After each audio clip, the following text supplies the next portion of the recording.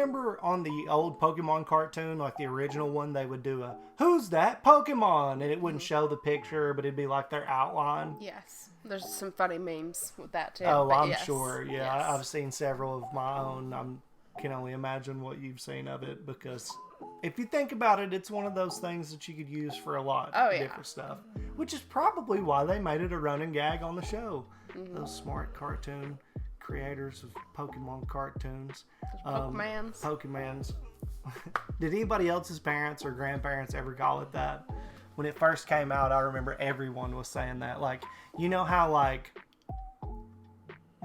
rednecks and people like that will do stuff that they know is wrong and stupid intentionally because all my other buddies say it that way, and it's our funny little way of making fun of it. I'm pretty sure my grandma said stuff like that. I don't know why she did it. She just did. Well, Hi, Shorty. Yeah. He's so sleepy. He's such a lump right now.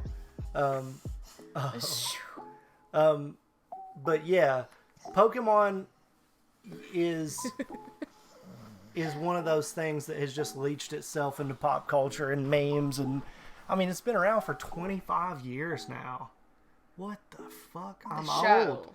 No, Pokemon in and of itself has been around for 25 years now. Gotcha. They just had the 25th anniversary celebration going on.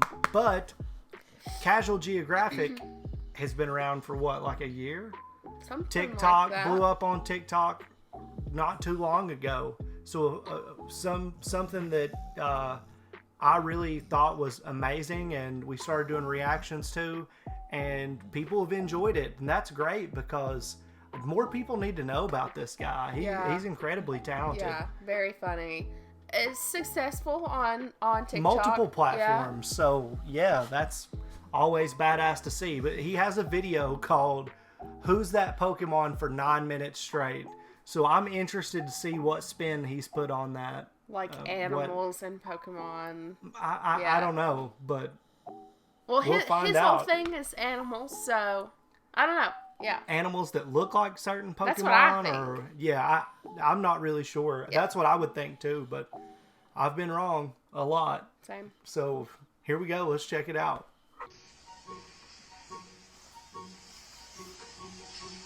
So a lot of y'all tagged me and wanted to know what that is. And honestly, I don't really know. Okay, that was kind of cap. It's a maned wolf, and they're pretty common in Brazil and Argentina. But they're not wolves, they're not foxes, they're not even cross-dressing coyotes. They're kind of just their own thing, and they are really weird. Because even though they're technically related to wolves, most of their grocery list is just fruits and vegetables. Like that one dude that brings a veggie burger to a cookout. Now that I'm saying that out loud, they're basically the pandas of dogs. Also, they smell like Snoop Dogg's studio, to the point where police were called to a Dutch zoo to investigate what they thought was burning bush when it was actually distilled puppy's piss. Also, they straight up sound like an identity crisis.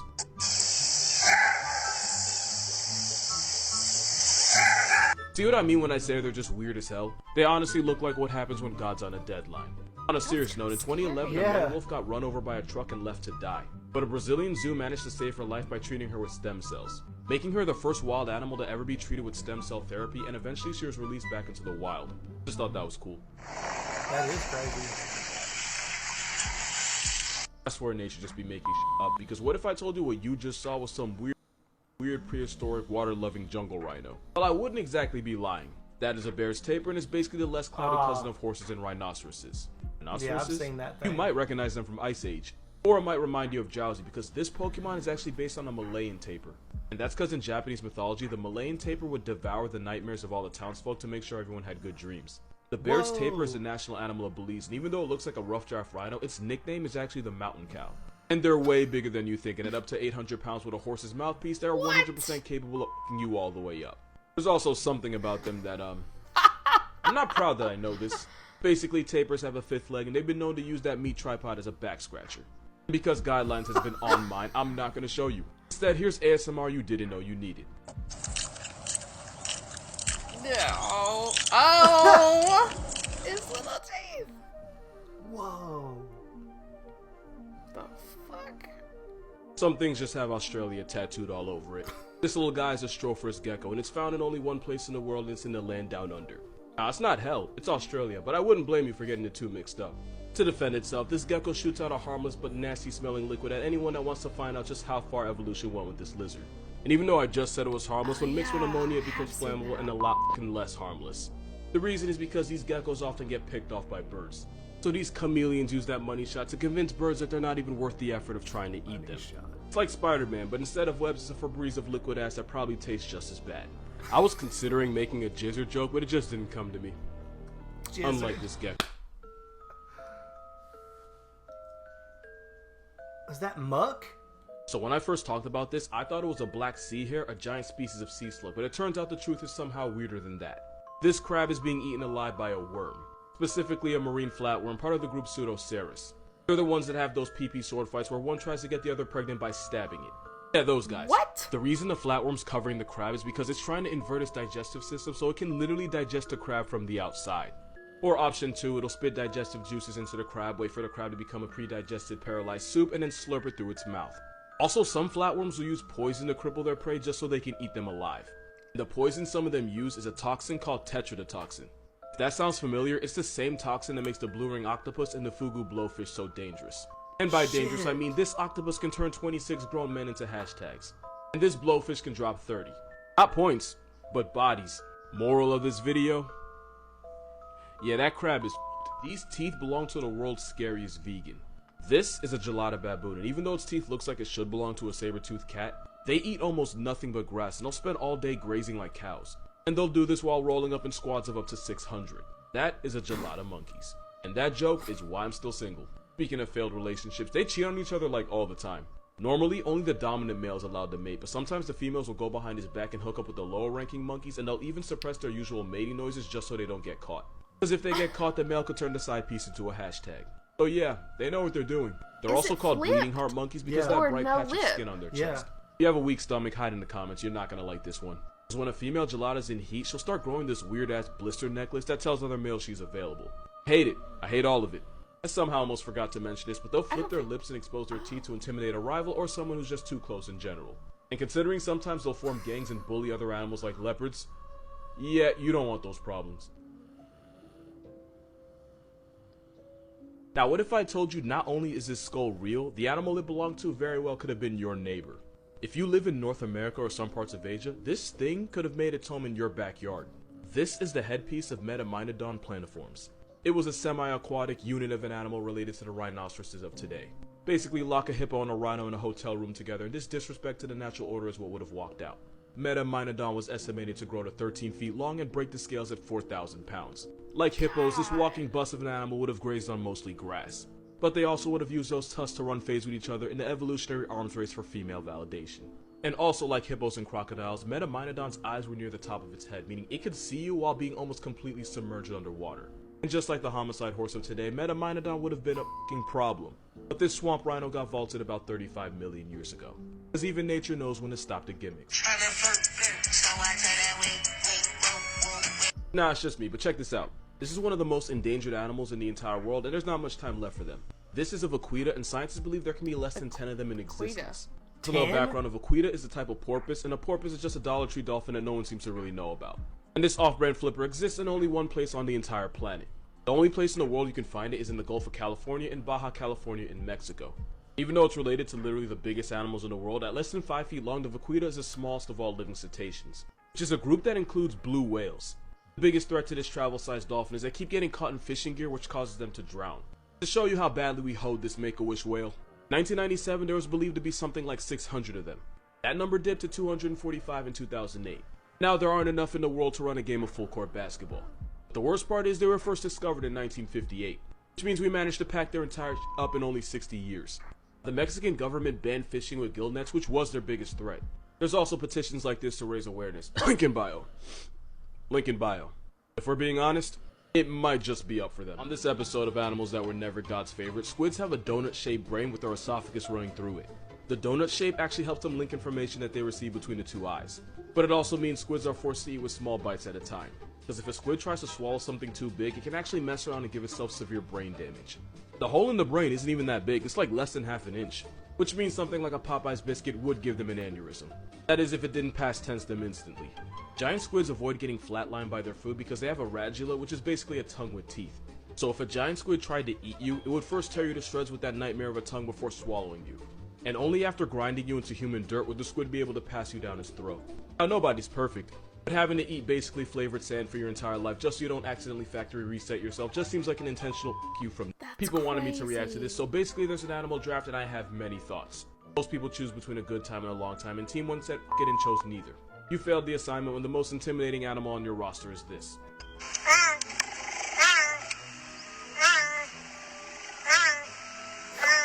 We love dogs, but if you only have one, it's not going to take you very far. Bison are cool, but since evolution them and put 2 of their lungs in one cavity, for an animal built like a tank, they're pretty easy to one-shot. Sea turtles are dope, but you picked an animal that can get folded by a Ziploc bag. Team 1, it's up for you.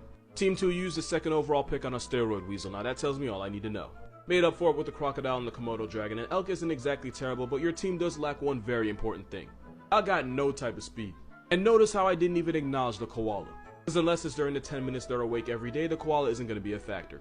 Even if it was, it wouldn't be good for much except spreading chlamydia to the other teams. Now we get into the real shit. Team 5, you started off strong by picking the largest land predator on the planet with the polar bear.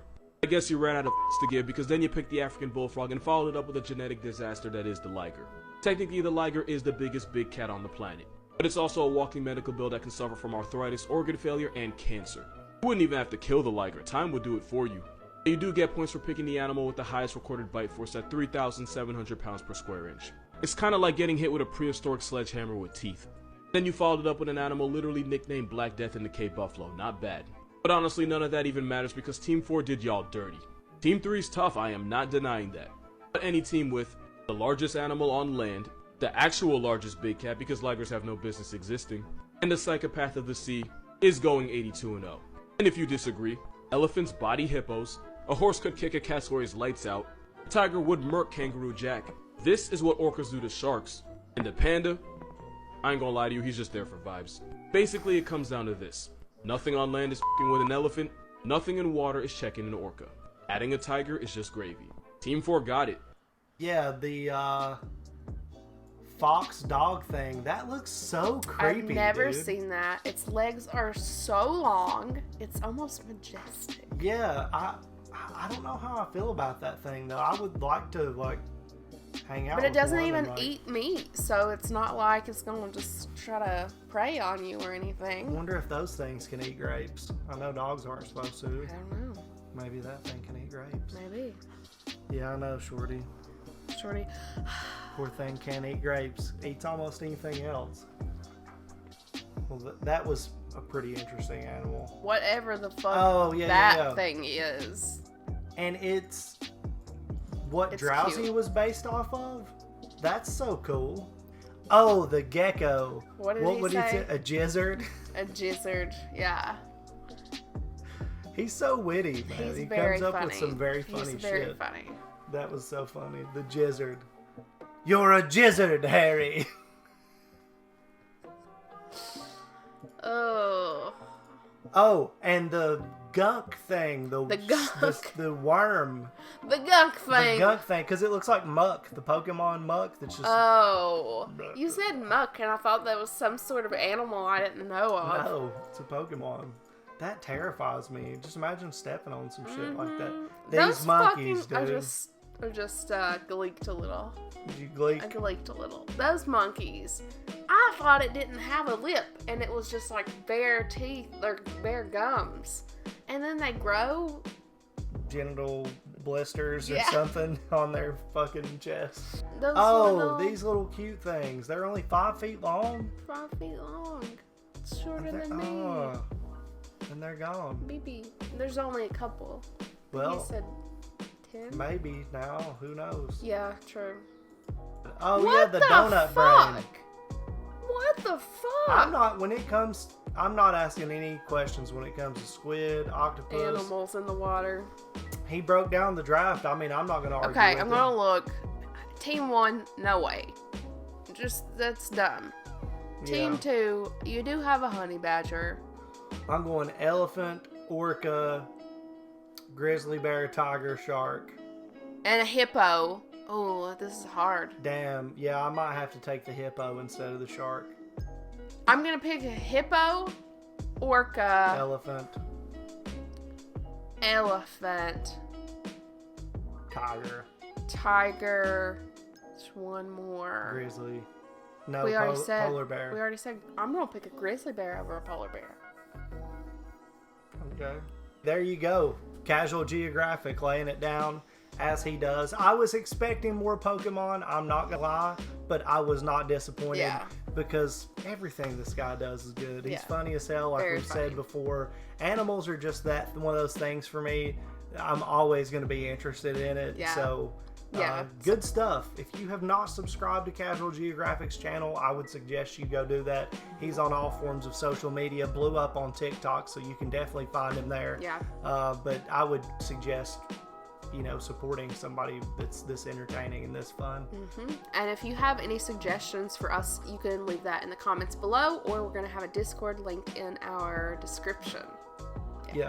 Because we enjoy your recommendations. So down in the comment section, or as Nikki said on the Discord, that would be awesome to hear from you. Like and subscribe if you want to be a little extra.